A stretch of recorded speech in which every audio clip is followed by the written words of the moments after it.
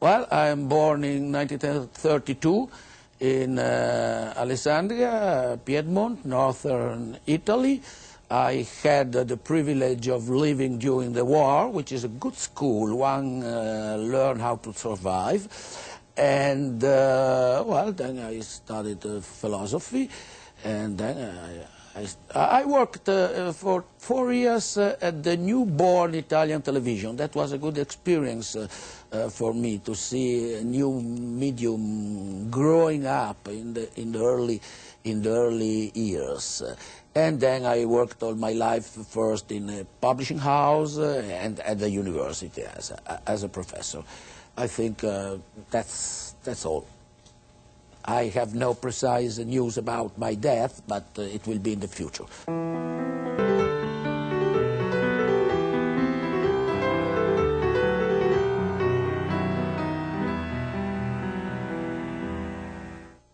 ¿Quién no ha leído a Umberto Eco? Como filósofo y profesor de la Universidad de Bolonia, es autor de textos fundamentales de semiótica y de crítica literaria, sobre todo su libro La obra abierta. Como novelista obtuvo lectura mundial con El nombre de la rosa y El péndulo de Foucault. Es profesor en la Universidad de Bolonia y ahora está en Nueva York para rendir homenaje a otro escritor italiano, Italo Calvino.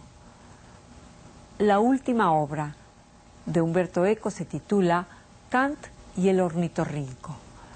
Umberto Eco, you have given imaginative force to your works on literature and philosophical force to your novels.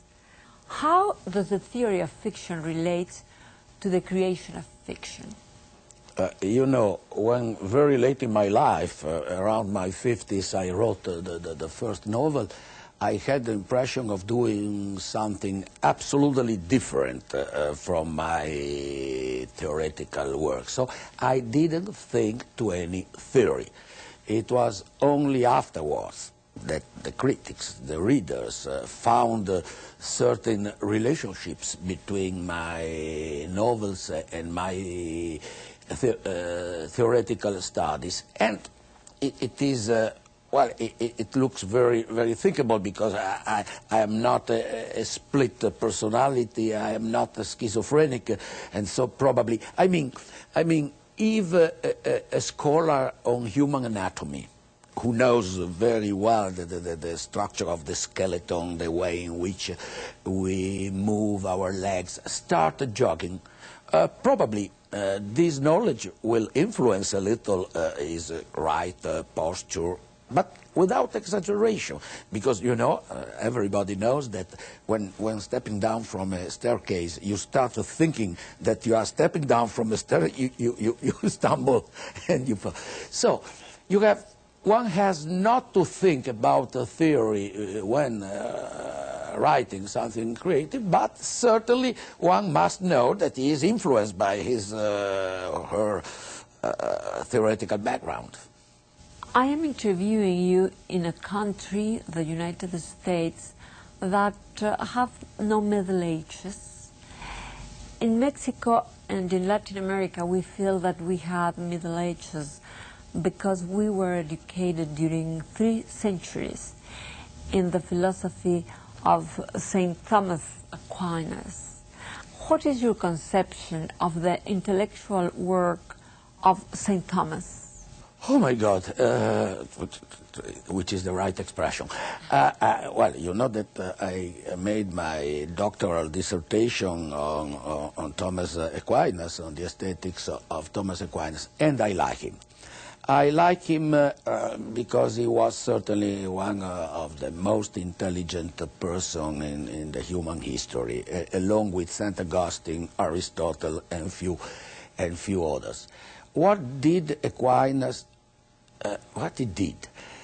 He was governing an immensity, a great quantity of wisdom, and trying to unify it in a perfect iron-like system, solving every possible question from the point of view of a luminous common sense.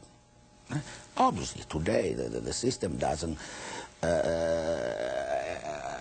work so well, even though there are people still believing that after Thomas Aquinas there is no more possible philosopher. But for his times, he was really a giant who was able to keep under control the entire knowledge of his time. That's why he became the doctor of the church, because it has an enormous capacity of picking up the most difficult and complex questions, to see one side and the other side, to compare and to find a very easy solution. In this sense, he was a genius. And his genius was due to his simplicity. Were the Middle Ages based on a close hierarchy of values? In comparison with our modern times, certainly yes. Today we are looking for a plurality of point of views, a sort of a very tolerant acceptation of different truths. The attitude of a medieval thinker was exactly the contrary, to try to unify everything from a single point of view. But, you know, Middle Ages do not exist. They were an invention of late historians, because if you consider that the Middle Ages go from the fall of the Roman Empire, so the 476, to the Renaissance, it makes 1,000 years. You cannot give a single definition for 1,000 years of culture. So there were different kinds of Middle Ages. And so in the Middle Ages you find also a great capacity for understanding the point of view of the enemy. But then the Middle Ages were not only the Christian Middle Ages. For instance, the Arab philosophy at the time was pretty tolerant, open to many perspectives. But when between the 12th and the 13th century in the Middle Ages arrived all the works of Aristotle translated from Greek by the Arabs, there was such a sudden change of mentality, of point of view, that today we would say, oh no, they were not defending a very definite point of view. They were open to novelty. Then there is another thing. A modern thinker tries desperately to show that what is thinking is absolutely new, unheard, even though it is not. The attitude of the medieval thinker was exactly the opposite. Even when he was saying something new, he pretended to say only what his ancestors had said. So he was always pretending not to innovate. So it's very difficult sometimes to detect the innovation, because they do their best to conceal it, to cover it, not to show that they are saying something new. So they were so different from us from this point of view that sometimes they give the impression of repeating the same system of values, and as a matter of fact, they were innovating. Umberto Eco, what is an open work? When did an open work become possible? Well, you are speaking of an old book of mine of 62, Obra Abierta, but even at that time I was continuously quarreling by saying that I had never seen an open work in my life. So it was a sort of abstract definition of some possibilities that every work of art should exhibit. I mean, the possibility of supporting different interpretation. When I wrote Obra Abierta, it was because we were in a moment with the avant-garde movements in which they were producing physical movable open works like the mobiles of Alexander Calder, of a certain new music by Berio or Boulez. And so I insisted on this tendency of that time to produce work of art that you can manipulate yourself. But when I spoke of openness, I meant that this, even Don Quixote is an open work, because it, during the centuries, it has supported several interpretations. At that time, it looked very provocative to speak of this openness of the interpretations. Today, I think we have exaggerated in the opposite sense, saying that you can interpret in any way a text, which is not true. That's why in the 19th I wrote another book called The Limits of Interpretation, because I think that there are interpretations that are not acceptable. But this will raise an enormous question about which in the academia people are continuously fighting.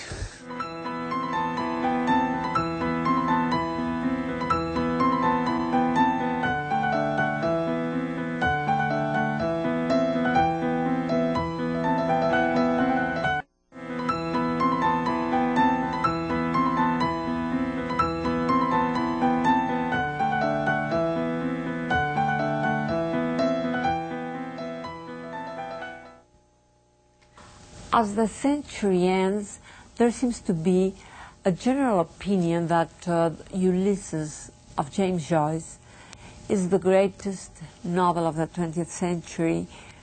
Do you agree with that? I am always trying to escape from those games, which is the biggest, the most important work of this century, because how can you say that it is Ulysses and not the Recherche of Proust or something else? It's like to discuss whether it was better Raphael or Michelangelo, Ariosto or Tasso, Calderon or Góngora.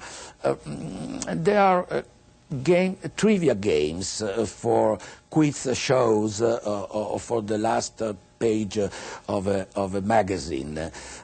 Centuries are very complex. Think of the 17th century in which you have the Spanish Baroque, you have Shakespeare, you have how is it possible to say this is the first one? We are not making sport. Only in sport you have the first one.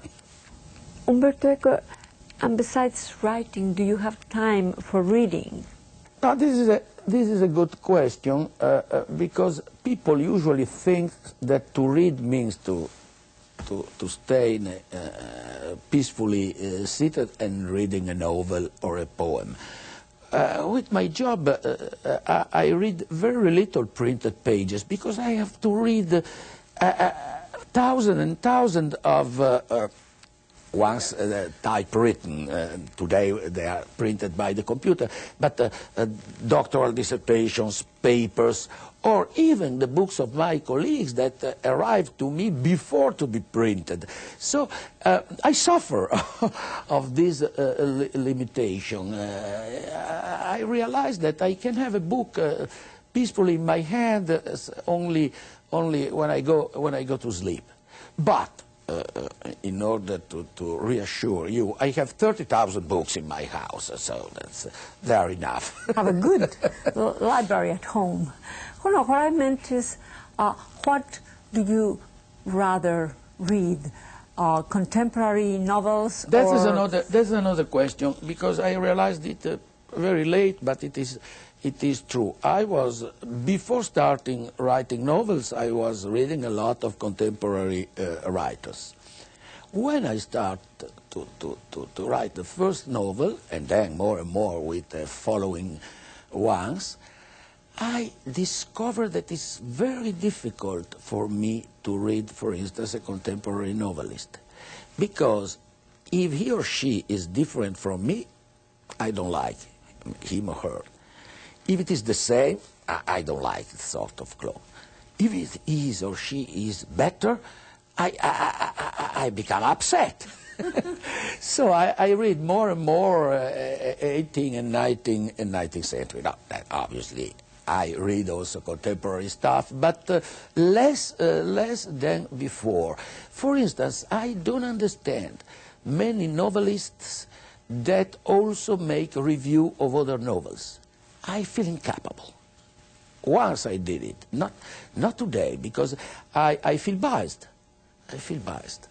Tomorrow you're going to be accompanied by two writers during the homage for Italo Calvino. Carlos Fuentes and Salman Rushdie.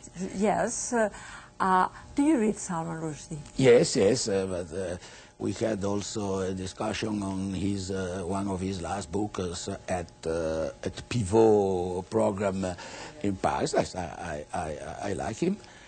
And how about Latin Americans? Do you read Latin Americans? Well, you know, Latin American writers at a certain point in the 60s had conquered Italy, and I think to have been largely influenced by them, because altogether they discovered a new sense of narrativity.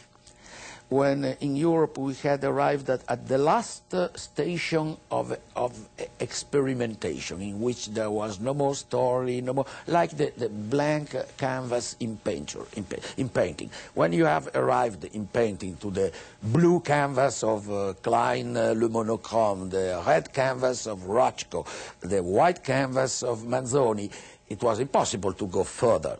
At the time there was a so-called new figurative painting. Well, in this sense, the South American novelists in general revealed the possibility of a new joy of narrating, and in this sense they were seminal for many of us.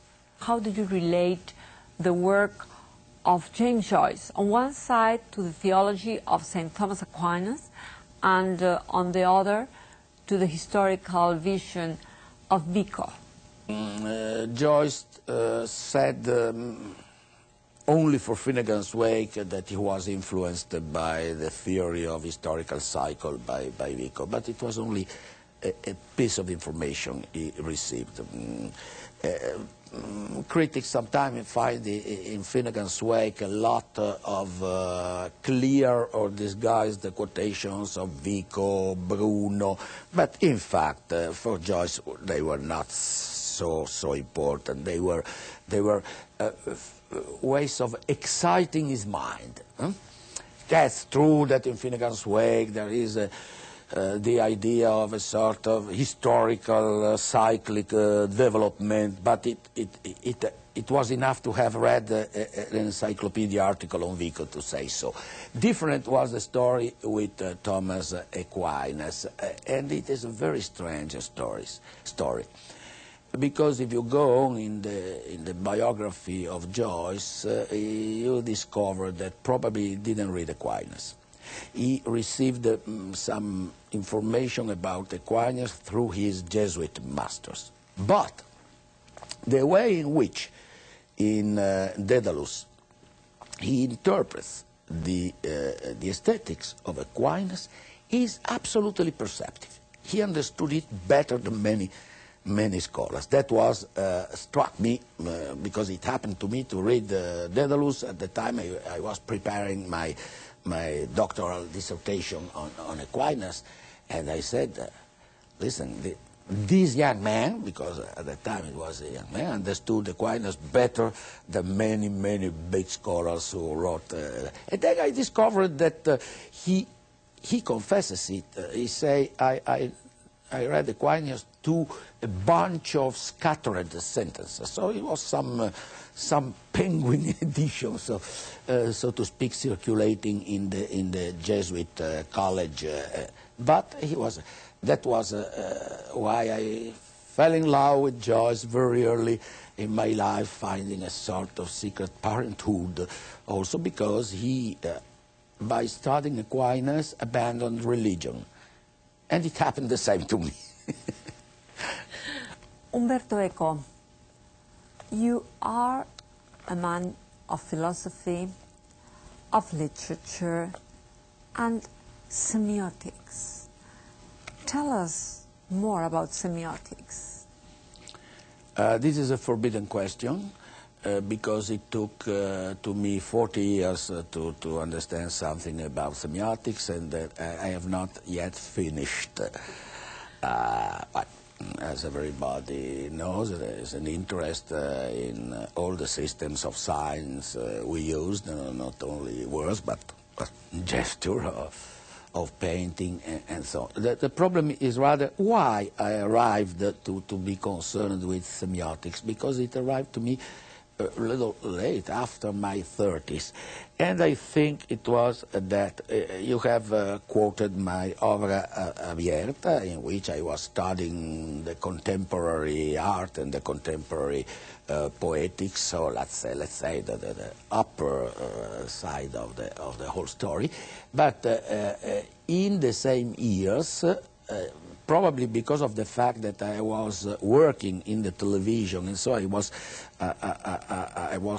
provoked by the existence of mass media, I had started to analyze the problem of mass media, and the book which collected my first essays in this field is Apocalypticos y Integrados, as it is in the Spanish translation.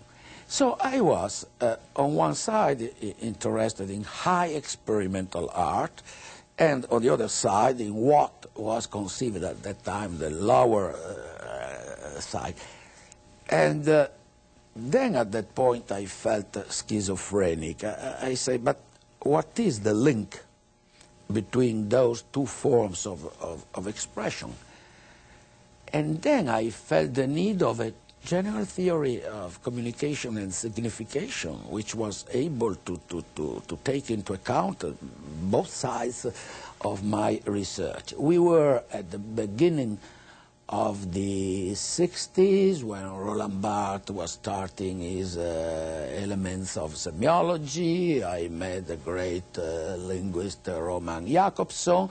There was a general atmosphere pulling a lot of people towards the study of science. And then that's why I arrived to be a semiotician. We were all obliged to invent our own discipline, even though I always assumed that semiotics existed 2,000 years ago.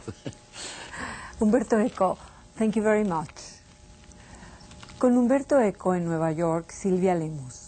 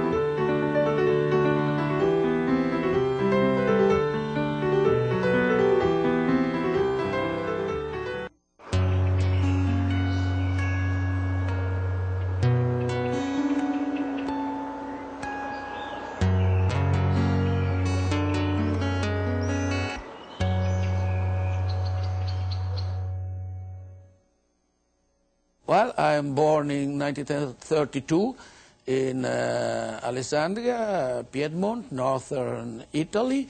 I had the privilege of living during the war, which is a good school. One learned how to survive.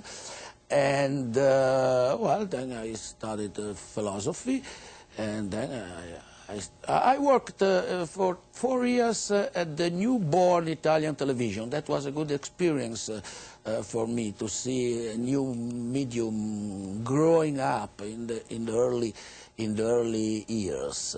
And then I worked all my life first in a publishing house and at the university as a professor.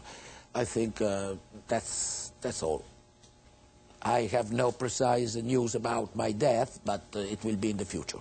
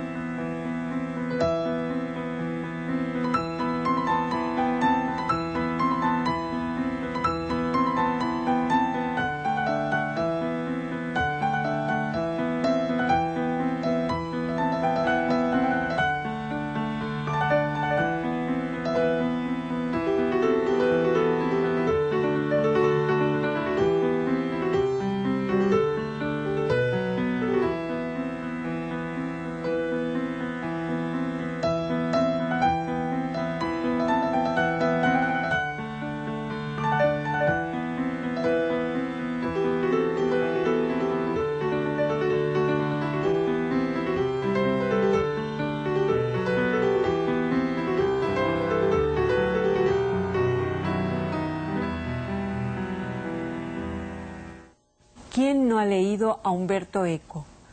Como filósofo y profesor de la Universidad de Bolonia, es autor de textos fundamentales de semiótica y de crítica literaria, sobre todo su libro La obra abierta. Como novelista, obtuvo lectura mundial con El nombre de la rosa y El péndulo de Foucault. Es profesor en la Universidad de Bolonia y ahora está en Nueva York para rendir homenaje a otro escritor italiano, Italo Calvino. La última obra de Umberto Eco se titula Kant y el ornitorrinco. Umberto Eco, what drove you from your philosophical works to the writing of the novel? Well, I asked me many times how and why, because it happened this way. A lady who was working for a magazine came to me and said, "Oh, I have decided to ask many non-novelists to write a short story to publish in my magazine, a short detection story." And I said, "No, please, Detective story? Yes, I have never thought of writing a story or a novel. I think to be absolutely incapable to write dialogues." And then, as a joke, I said, and if I had to write a detection story, it would be 500 pages long, it take place in a medieval monastery, and so on and so forth. She said, "No, that's not." I went home, and I start musing about that. So probably it existed already in my bellies, and that was the provocation, that the other explanation that I always liked to tell stories, and until my kids were little, I had many opportunities to tell them stories. When they grew up, I was obliged to write a novel. The Name of the Rose has been seen as a detective story, and your central character is named William of Baskerville. Is this an evident homage to Sherlock Holmes? Yes, but I don't think that the detection aspect is the more important of the novel. This has been overstressed by the movie then, but I think it was an historical, philosophical novel about that century and maybe about our century. The detective story was the scaffolding in which to put something else. How did you take fame after the extraordinary success of your marvelous novel? But I was already famous before.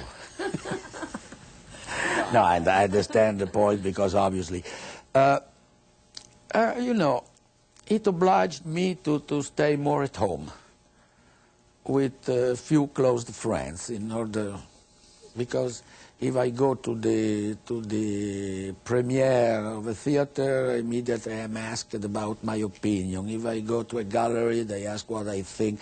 And so I was obliged to escape and to live more poorly. Is fame bothersome?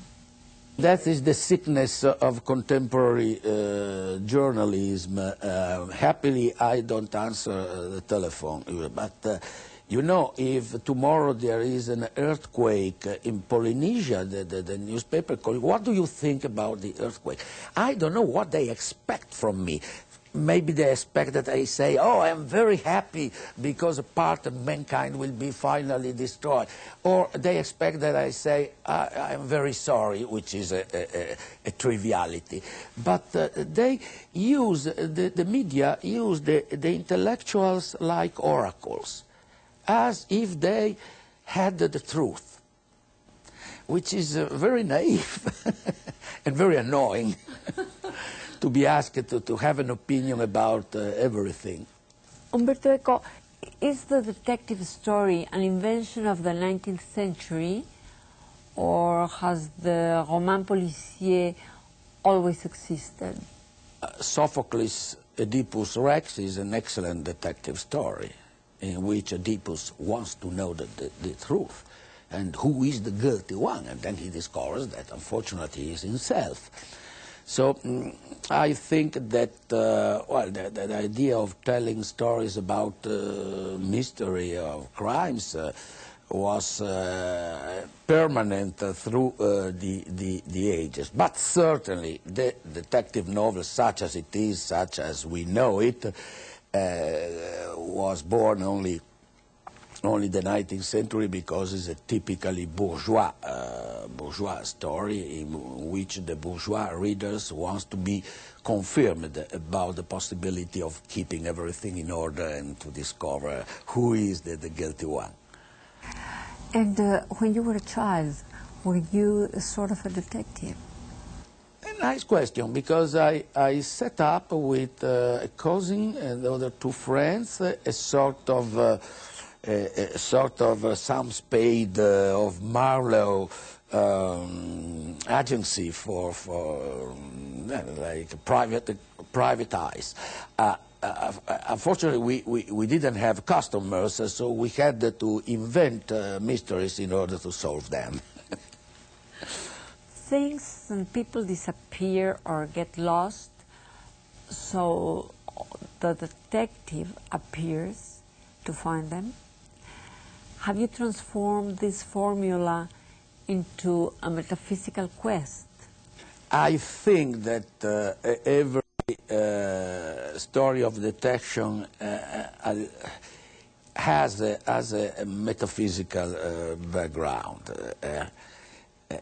If you think when the most fundamental question of human beings in front of the cosmos is, who done it? It's a metaphysical question. And I think that even the bourgeois detection stories, which doesn't deal with metaphysical question, answers to a certain profound metaphysical drive of the reader. Simply, he gives a superficial answer. Because the radical question of every detection, who made something evil? The question of evil, presence of evil in the world, is a metaphysical question. The detection story of the 19th century in a sense, neglect the fact of the presence of evil. They are satisfied in discovering that the guilty one was the butler or the doctor and so on. And so the reader is satisfied for the 3 pennies he or she has spent and has the impression to have had the final answer. But the final answer remains on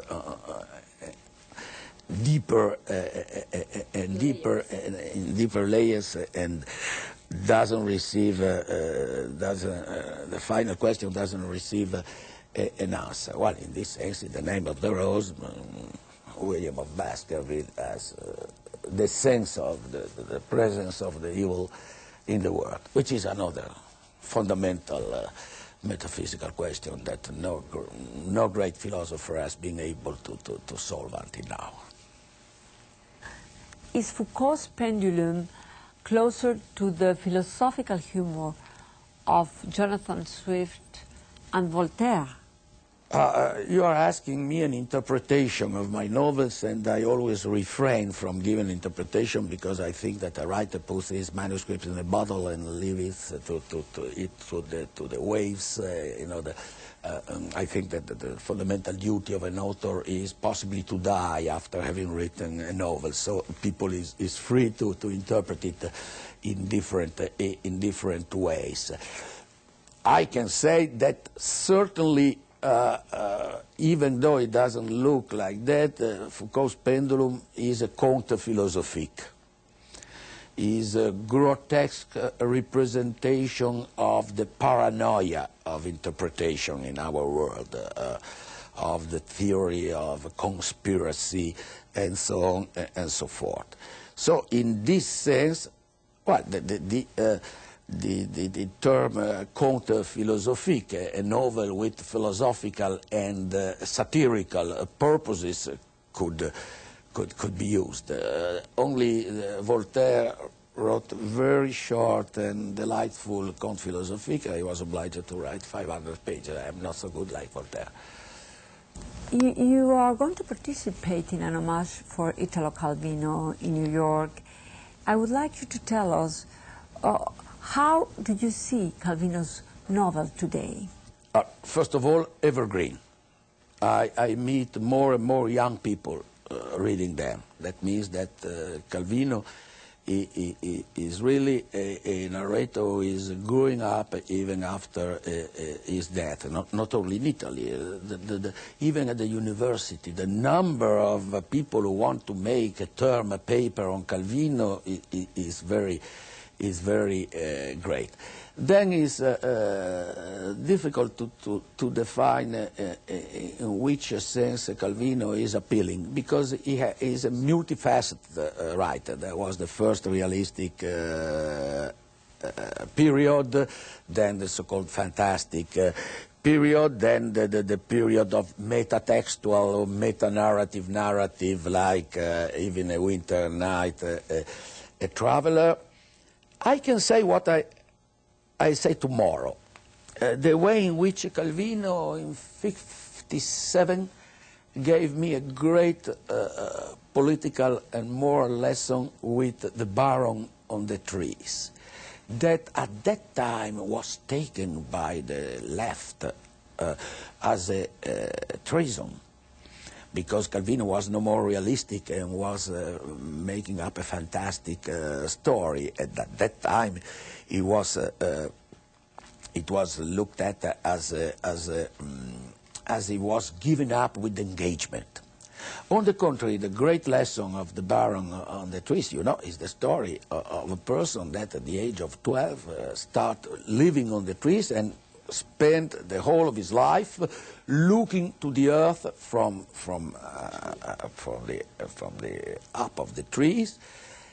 But in doing that, he doesn't escape on an ivory tower. He understands better the problems of his time. He becomes a politician, a revolutionary. So is the idea that an intellectual, in order to be engaged, must in some way detach himself from the others and look at them from a new perspective, instead of being what once a great friend of Calvino, Vittorini, said that the intellectual mustn't play the flute for the revolution. He's not a press agent. Is the one, on the contrary, who is able to criticize his own friends, not to give them tracts and slogans against their enemies. In this sense, Cosimo Piovasco di Rondeau, with the Baron on the Trees, is a great example of intellectual life. Obviously, told in a fairy tale way, is a grotesque story, but to me, he had, as it has, a profound philosophical meaning, and I think that it should be read always in this perspective.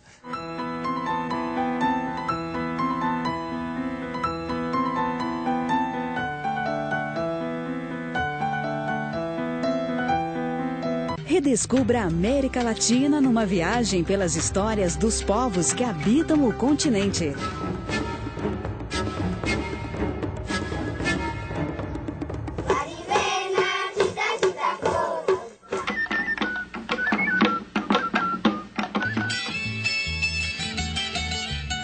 Documental, aqui na TV Câmara.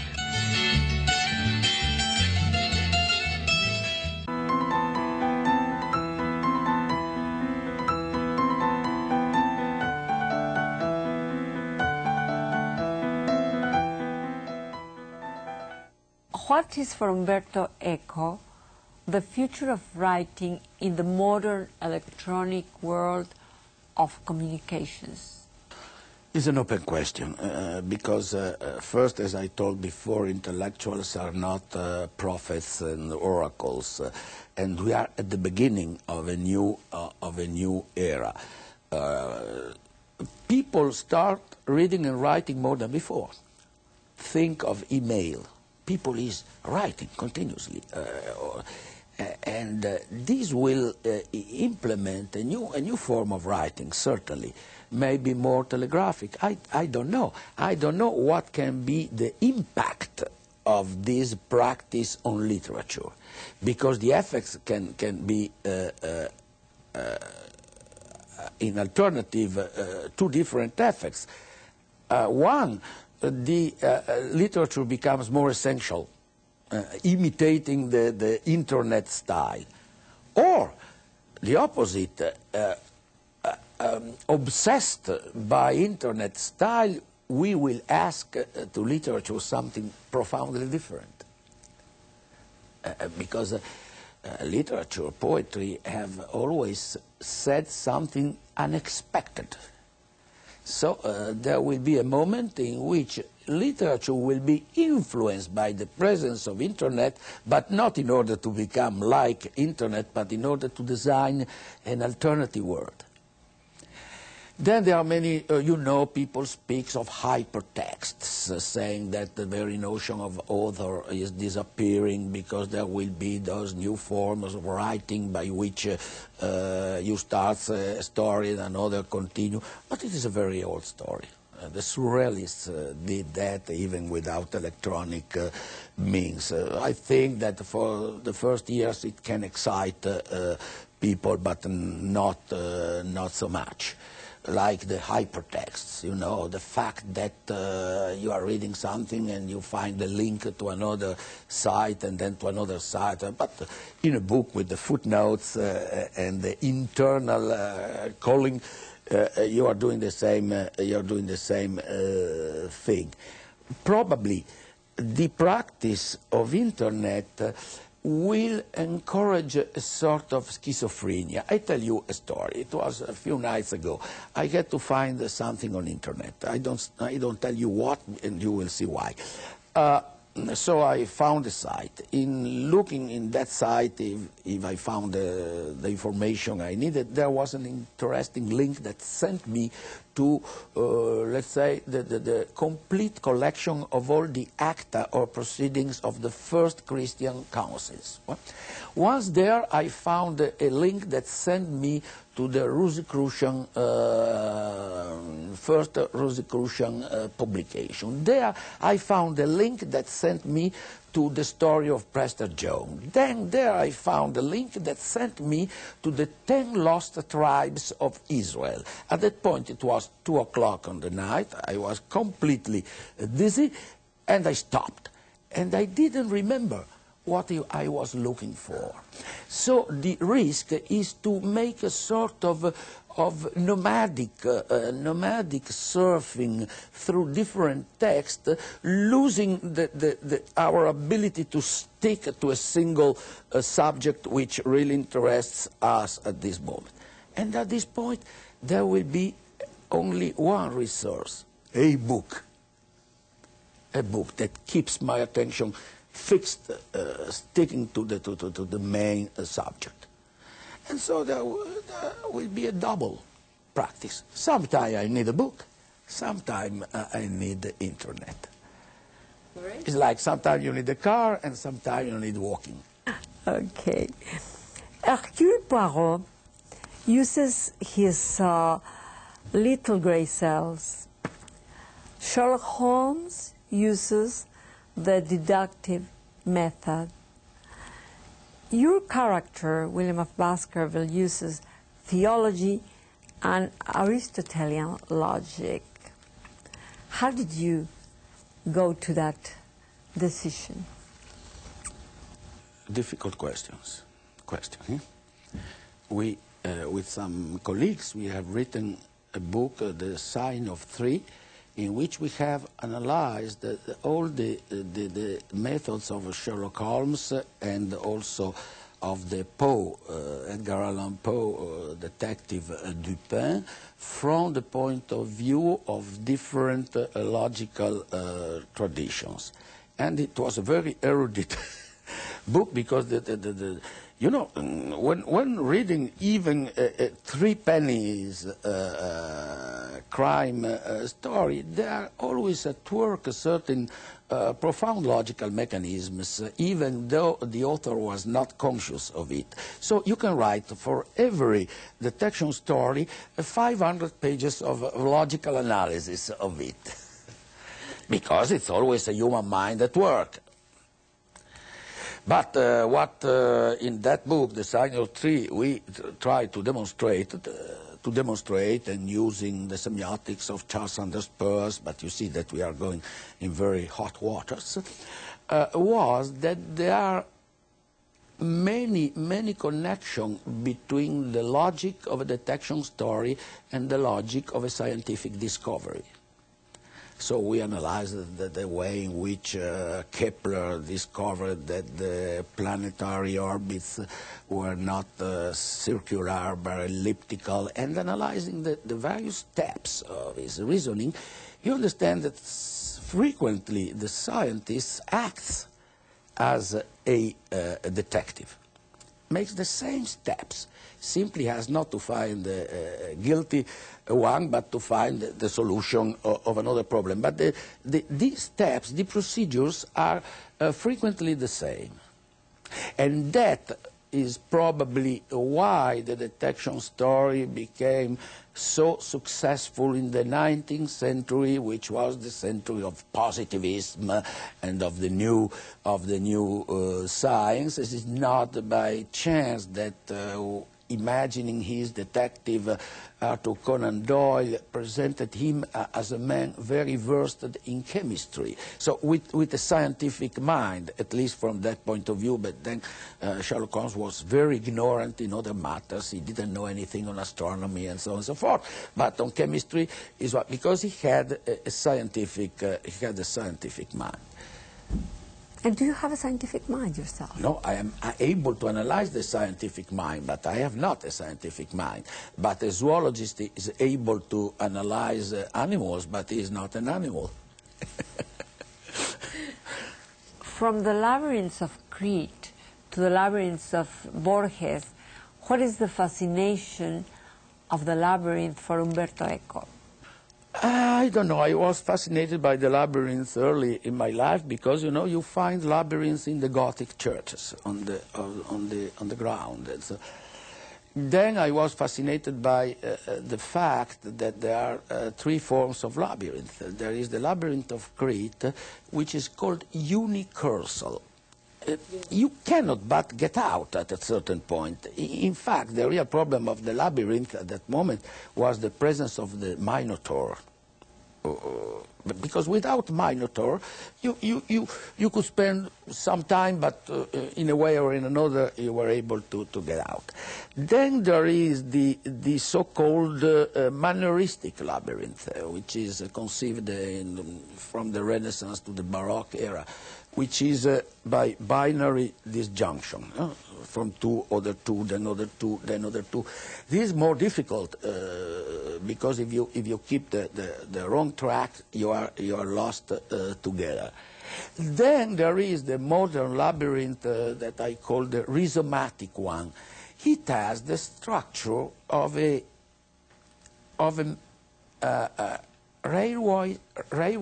railways map, in which you can connect every station with another station And in a way, from one point you can reach all the other points to come back. There is no issue, but an infinite possibility of paths inside, an open work, if you want. And this is the modern notion of labyrinth, which is potentially infinite but closed.